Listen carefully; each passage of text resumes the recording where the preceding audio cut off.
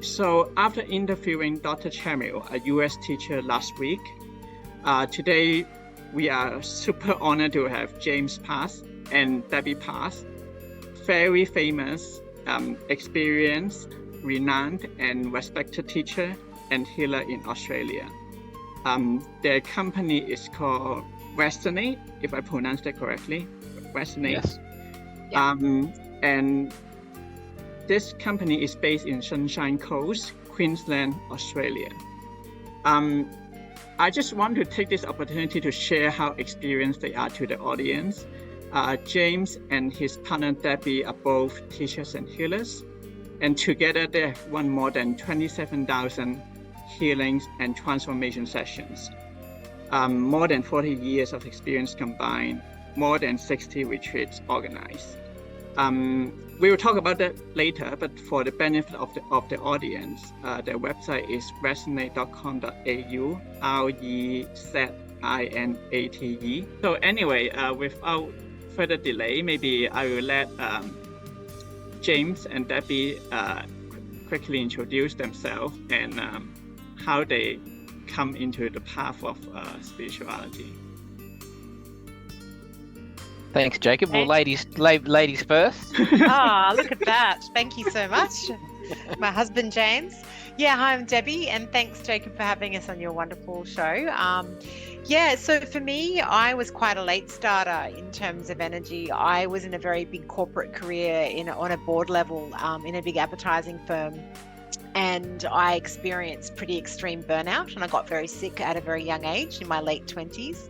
And I was sort of at a loss as to what to do. So I started seeing people that were first acupuncture, which is an incredible healing art. And then I started seeing meditation teachers and energy healers. And that's how I really got through my extreme burnout and early stages of cancer. So that was a huge journey for me. So after that happened, I retrained into this whole field, and that's how I got into this area. And it's been incredibly magical ever since. Yeah. Thank you. Beautiful. Yeah, I'm James Pask, and I guess when I was quite young, I've always been very, very sensitive to energy and very empathic and felt a lot of energy and could sort of sense energy and sort of see and feel different energy. And I didn't really know what was going on because I was raised in a religious family and religious school, and so there wasn't a lot of ideas and philosophies outside of those parameters to explore.